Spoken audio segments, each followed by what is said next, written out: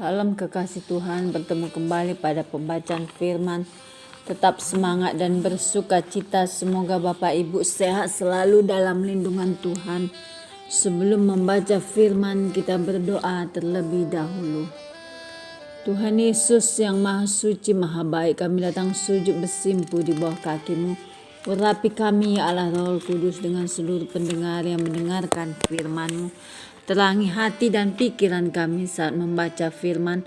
Kami mulai pembacaan firman ini hanya di dalam nama Tuhan Yesus yang Maha Suci, Maha Ajaib. Haleluya. Amin. 2 Raja-Raja 2. Elia naik ke sorga.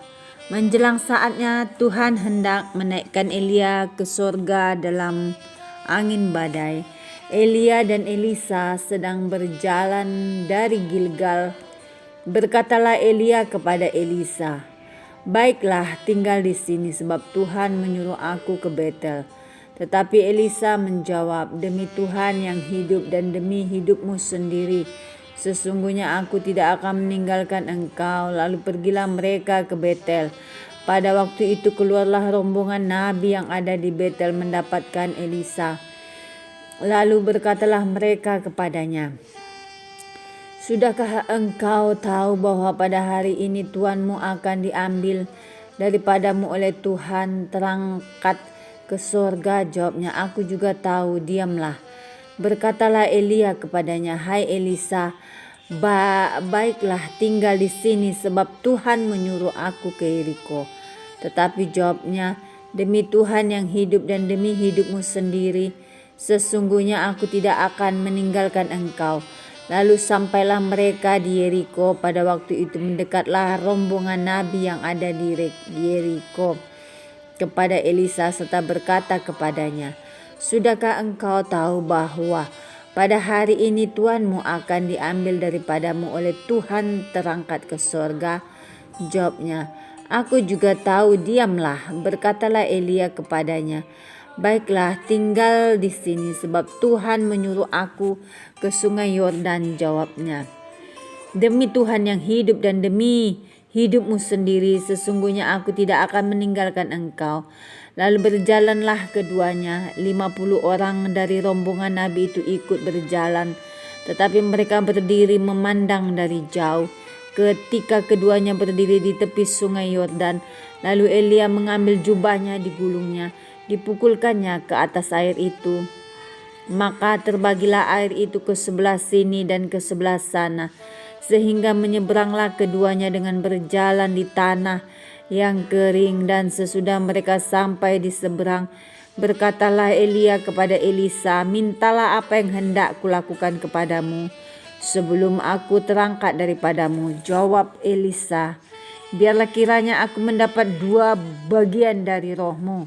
Berkatalah Elia, "Yang kau minta itu adalah suka, tetapi jika engkau dapat melihat aku terangkat daripadamu, akan terjadilah kepadamu seperti yang demikian. Dan jika tidak, tidak akan terjadi." Sedang mereka berjalan terus sambil berkata-kata, tiba-tiba datanglah kereta berapi dengan kuda berapi memisahkan keduanya. Lalu naiklah Elia ke sorga dalam angin badai. Ketika Elisa melihat itu, maka berteriaklah, "Ya Bapakku, Bapakku, kereta Israel dan orang-orangnya yang berkuda." Kemudian tidak dilihatnya lagi. Lalu direngutkannya pakaiannya dan dikoyakkannya menjadi 2 koyakan. Sesudah itu dipungutnya jubah Elia yang telah terjatuh. Lalu ia berjalan hendak pulang dan berdiri di tepi sungai Yordan.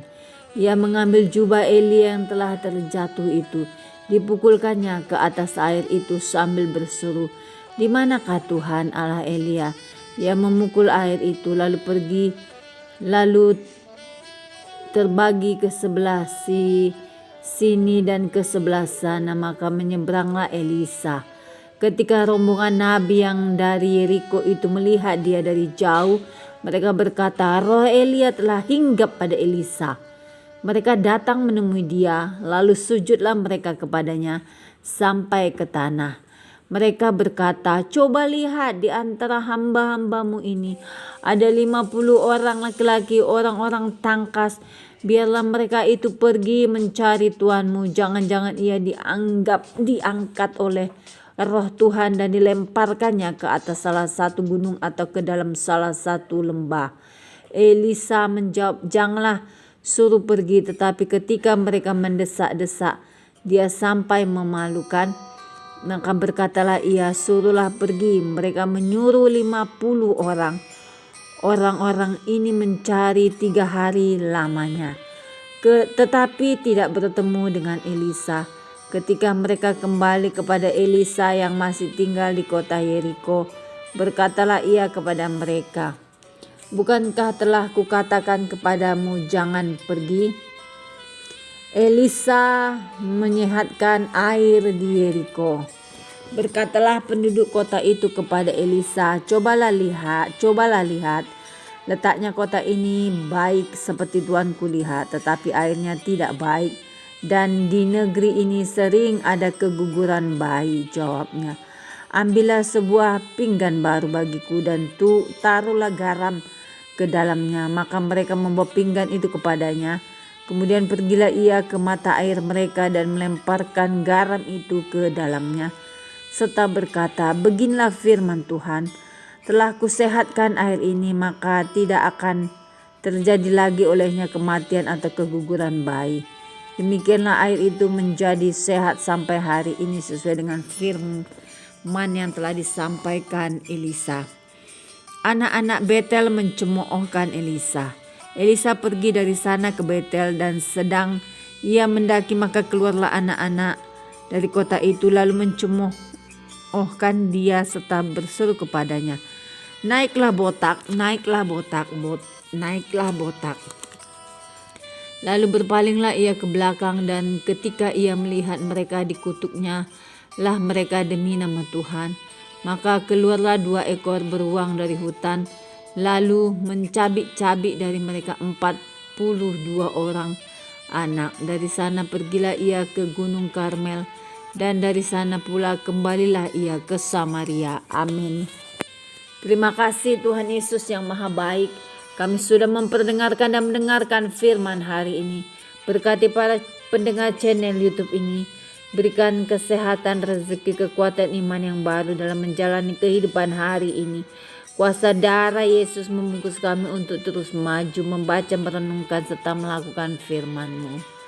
Terpujilah Engkau Tuhan, urapi setiap kami Tuhan. Berikan kami Tuhan roh yang terus menyala-nyala untuk terus mengiring Engkau ya Bapa, setia sampai ajal menjemput kami. Haleluya, amin.